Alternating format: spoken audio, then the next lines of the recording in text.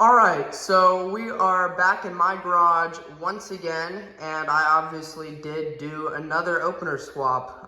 Definitely I've been doing a lot of swaps recently, but I decided to do one more before the summer's over. So yeah, we obviously have a belt drive T-rail trolley and a belt up there, and this is on my one-piece 8-foot T-rail.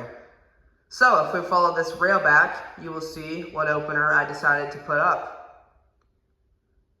So yeah, here we go. This is what I put up today, or I put it up yesterday. So yeah, I went ahead and threw my LiftMaster model 3500 up here.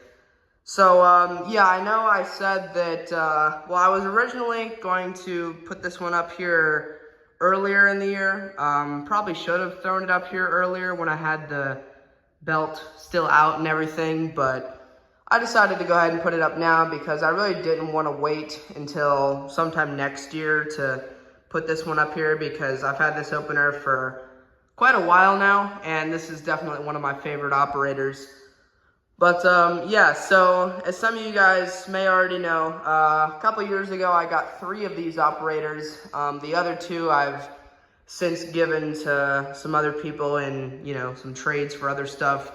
This one I would say probably sounded the best out of the 3. None of these operators sounded amazing, but yeah. So this one, I guess it runs okay. Just, the motor in this one kind of sounds a bit weird. It kind of runs similar to how the Craftsman Die Hard ran up here. It's just that the motor sounds a bit more strained on this one. But I still love the way it looks up here. And even though it, doesn't sound the greatest, it still is really quiet. It does the soft stop really well. So yeah, let's go ahead and run this. Obviously, we have the 889 LM set up once again, so we will go ahead and run it with this, and here we go.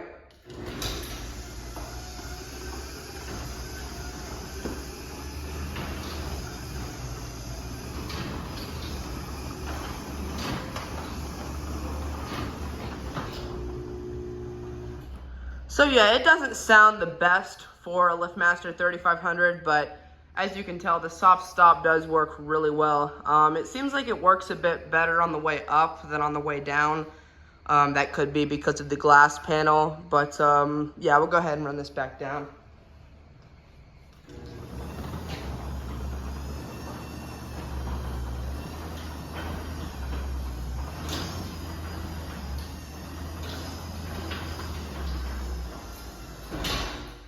So yeah, you can kind of see how the pitch of the motor definitely kind of varies a bit when the door gets heavy, but like I said, I still love the way this thing looks up here.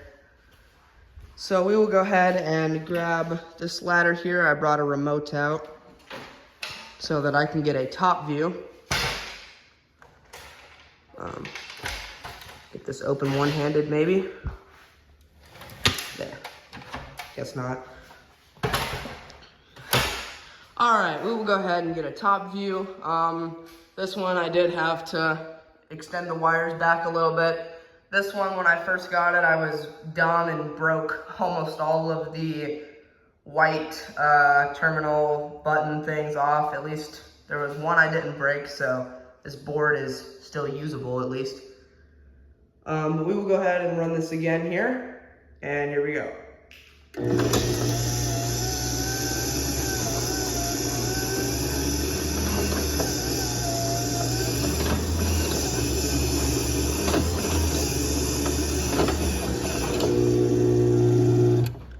So yeah, there's the back of it, January of 06. This one does have the purple learn button. It's not very purple on this one, but yeah. And then there's the battery port there. We will go ahead and get an outside shot of this one. I'm just using this Chamberlain remote here. So we'll go ahead, run this back down.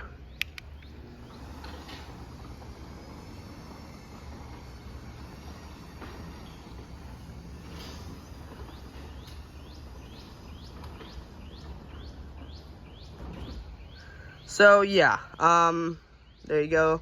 We'll run it back up with the Chamberlain keypad over here.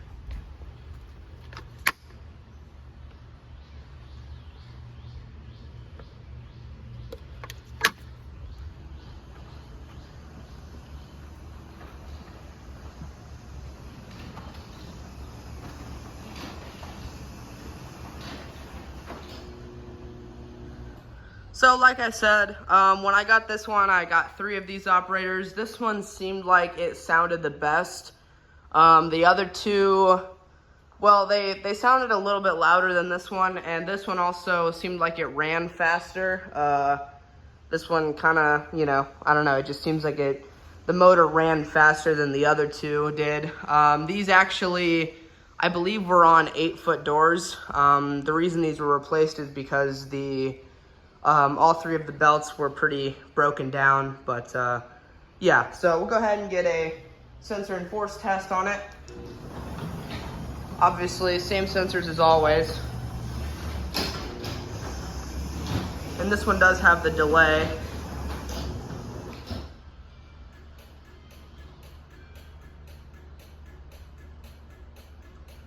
So yeah, it has that little like 1 second delay before the light starts blinking, which is kind of cool. We will get a force test as well. Force on this is actually very responsive. It's super easy to stop this one.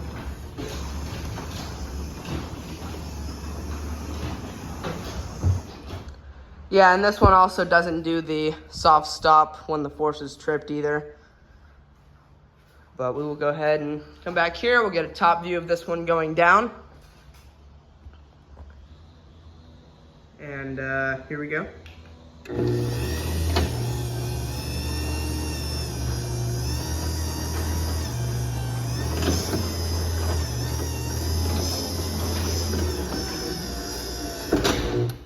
So yeah, but just the way these things look is super nice.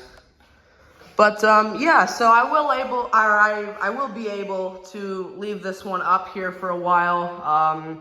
I do start school in a couple weeks, and I'm actually going out of town tomorrow. So yeah, this will be the last opener swap of the summer, and this one will probably stay up for, you know, 3 to 4 weeks, and then I'll put something else in here. But yeah, we will go ahead and run this one without the door. So yeah, go ahead and run it again.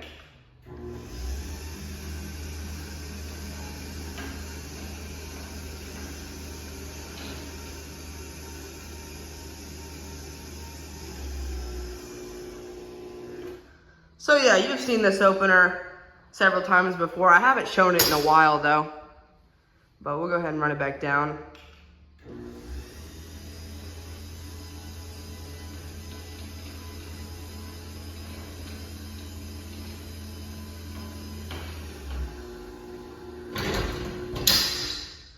All right, so yeah, that's pretty much it. That is the LiftMaster 3500 on my door. I'll turn the light off real quick.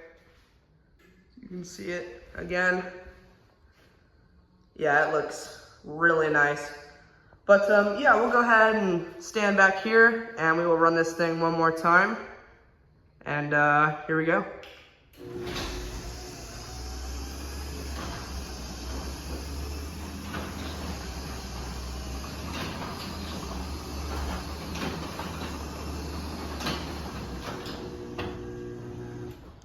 We'll go ahead and stand on this side, and we'll run it down.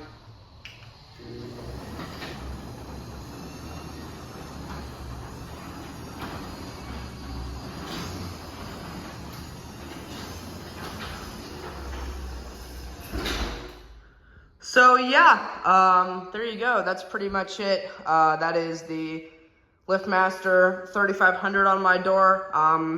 I remember there was actually one time I pulled this thing out. I think it was for one of the New Year's Eve videos. And it actually it completely forgot where its limits were. When I plugged it in, I believe it was in the down position, but it just started running down. and it was in like slow speed the whole time, and it wouldn't stop unless I stopped it manually. So yeah, that was kind of weird. Eventually it started working fine again, and obviously it's done fine with its limits on this door. But yeah, so there you go. That is the LiftMaster 3500 on my door. So thank you guys so much for watching. Comment, like, and subscribe, and I'll see you in the next one. Peace.